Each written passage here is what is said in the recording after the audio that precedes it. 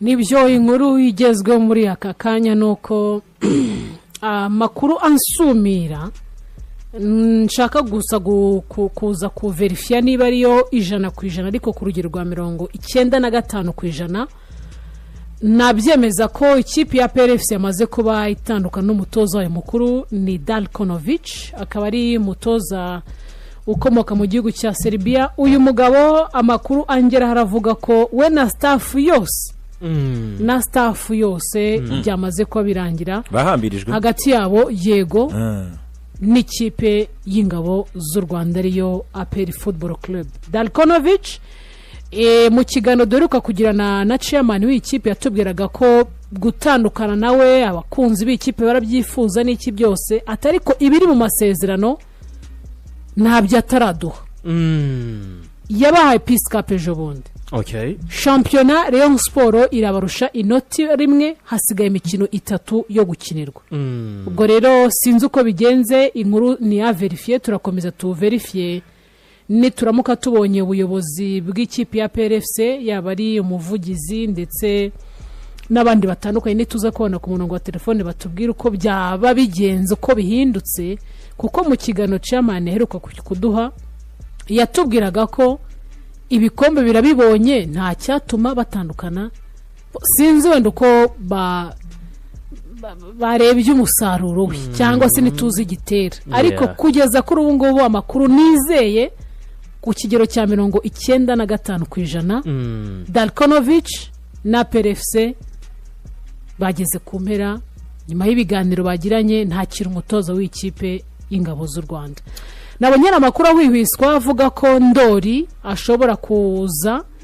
Ndori bwo namuvuga gute kugira ngo abantu bamwumvira? Yatozaga banze nakiri gutoza, yatozaga mu ntare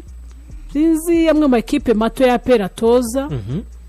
Hakaza nabonye bavuga na Didier Bizimana no muri Janderi w'ikipe. Nawe bakavuga ko rwose yagira ate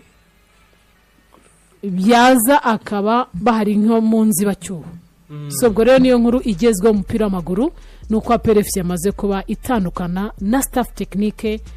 y'iyi kipe yariyowe na Dalkonovic umunyaserbia. Ngayo nguko ngira ngo ayo makuru aba nihuta kandi nuko bihagaze, ariko none turakomeza kurikirane tuyabasangiza haba mu biganiro byacu bitandukanye uko agenda dusumira cyangwa tugeraho no gukomeza kuyabaho uko yakabaye. Byaba basifuzi bahagaritswe, ariko n'ibyo bya match fixing share birimo biragenda binaza, wenda ndaza kubigarukaho ku makuru namenye muri Azido Kigali. Championnat yacu aho igeze sofa turimo turabona gukubana gukomeye ku ikipe ya APR n'ikipe ya Rayon Sport. Aho bigeze no gukubana gukomeye kwa aya ma ekipe yombi. Abenshi baribaza mu by'ukuri ninde ni bande baza gutwara iki gikombe urebye ku mikino 3 isigaranye aba ba bombi, yaba Rayon Sport yaba n'ikipe ya APR Football Club. Ninde wabwa amahirwe muri bose? Rayon Sport iri imbere, isabwa gutsinda imikino yayo 3 ibe yatwara igikombe cya championnat, na APR birasaba ko Rayon Sport yayisitaza kugira ngo ibe yabasha Rayon Sport igira isitara kugira ngo ibe yabasha gutakaza umwanya wa mbere, APR ibe yaprofita. Ni championnat sofa aho bigeze mano amano n'ukunda kubivuga ngo nibigeze kuri mano amano. Ku mukunzi w'umupira w'amaguru avuga ati nicyo cyiza cyo kuba wabona championnat ihatana ryabo na qualité ya championnat sofa aho biba bigeze ubona Rayon Sport na APR ziba zihatanye guce kuri kano kageni. Erego bundi muri football twagombye kubaho, twagombye gutinda ku ijambo ihatana kurusha match fixing dutinze. Akora iyo championnat, imagine abantu barimo barahatana ameme tabarimo barafixing entre guillemets, reka tukomeze kuvuga ngo guhatana. Twaherukaga kubona, twarabibonye mu bihe bitambutse amakipe abiri, wenda mfatire muri ya periode ya covid AS Kigali kubanya na APR kujya ku munota wa nyuma ngira ngo batandukanye n'ibitego, ariko ni AS Kigali itaratwara champion, itazi experience yo gutwara champion. Za 2021 yagaragara ko byihuse kuri APRFC itwara igikombe 2022 itwara igikombe ngira ngo ahantu yahuye na challenge mo gake ni 2023 hari 2022 2023 kuri Kiyovu Sport nabwo bona batandukana kuri dakika za mwisho byari binaryoshye à l'époque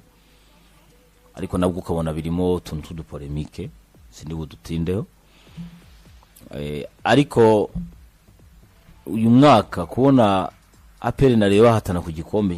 ntago bisanzwe ntago tubimenyereye mu myaka myinshi bagiye bahangana bonaga ko umuntu kuri journée ya 4 ya 3 yabaga yatwaye igikombe ariko ubu ngubu kugeza ku munota wa nyuma ngiye numva ari ambiance mu mupira w'amaguru kuko ndahamya neza ko Jarike mu Bugesera tuzabona abantu bagiye kureba match APR izakina tuzabona abantu baje kureba match rwose ubona ko ari ibintu byiza ngira ngo ahari wenda twakwifuza ko bihoraho ku makipe akomeye yewe ngira ngo n'amahanga yaranadushimye kubona image ya Fast Leg APR na Rayon Sport bakina mahoro pere ntuze mu nouveau modèle yuzuye wenda ntabwo twabonye ibyo twabonaga mu kibuga buruda ariko byibuze ama equipe abiri ni afite idarapo y'umupira wacu mu equipe abiri kubona rero ari guhangana ku gikombe rwose numva ko tubonye nandi nk'abiri ayasunika byaba ari byiza cyane ahubwo nuko rero tuti nini ufite karandire yoroshye ngiye mura ntawe nta mukino woroshye mu mikino bombi basigaranye mura ntawe kuko uwakora ikosa rimwe rishobora guhereza undi avantage yo gutwara igikombe ahubwo harimo ikintu cyo kureba ngo ni gute twagira shampiyona irimo iyo competition ko turi kubivuga na shampiyona